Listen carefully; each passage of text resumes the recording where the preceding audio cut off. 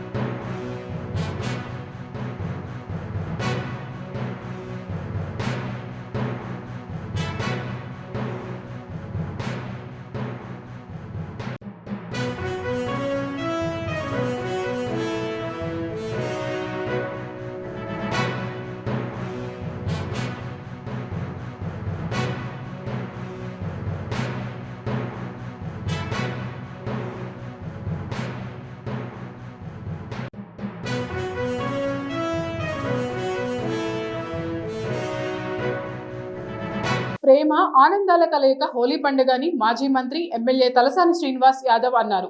హోలీ సందర్భంగా మోండా డివిజన్ బండిమెట్లో నిర్వహించిన హోలీ వేడుకల్లో ఆయన పాల్గొన్నారు. ఈ సందర్భంగా ఎమ్మెల్యే తలసాని మాట్లాడుతూ వసంత ఋతువులో వచ్చే హోలీ పండుగను చెడుపై మంచి విజయం సాధించినందుకు నిర్వహించుకుంటారని చెప్పారు. ఒకరిపై ఒకరు రంగులు చల్లుకుంటూ హోలీని ఆనందంగా చేసుకోవాలని కోరారు. ఈ సంబరాల్లో బీఆర్ఎస్ సీనియర్ నాయకులు, ప్రజలు పాల్గొన్నారు.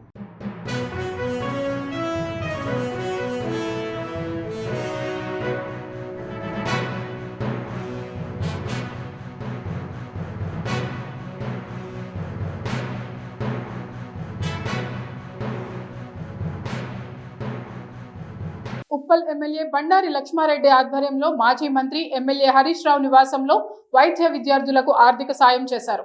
బిఎల్ఆర్ చారిటబుల్ ట్రస్ట్ ఆధ్వర్యంలో వైద్య విద్యార్థులకు ఆర్థిక సాయం అందజేయడం అభినందనీయమని హరీష్ రావు పేర్కొన్నారు. ప్రస్తుత విద్యా సంవత్సరంలో మొత్తం 122 మంది వైద్య విద్యార్థులకు వారి విద్యా ఖర్చుల కోసం ఆర్థిక సాయం అందిస్తున్నామన్నారు. 7 విద్యార్థులకు సుమారు 5 లక్షలు విలువైన చెక్కులను పంపిణీ చేశారు. విద్యతో సాధికారత కల్పించడమే ఈ కార్యక్రమం ప్రధాన లక్ష్యమని ఆయన వెల్లడించారు.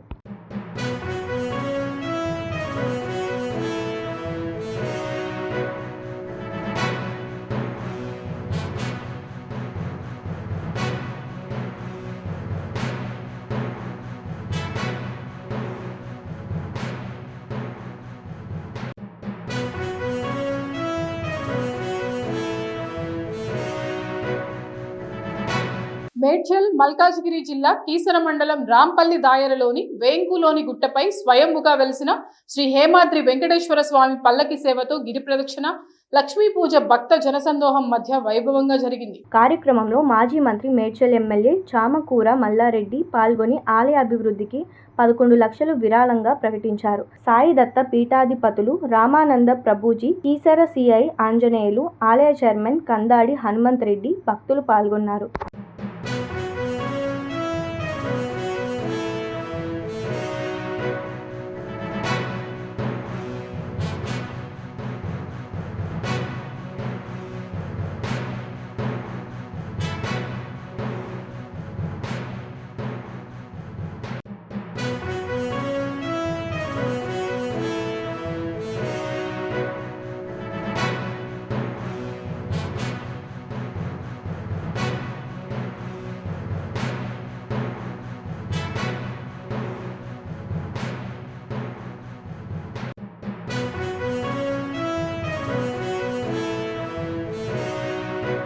డీజిల్ బస్సులను క్రమంగా తరలించి వాటి స్థానంలో విద్యుత్ బస్సులు ప్రవేశపెట్టాలని ఆర్టీసీ నిర్ణయించింది.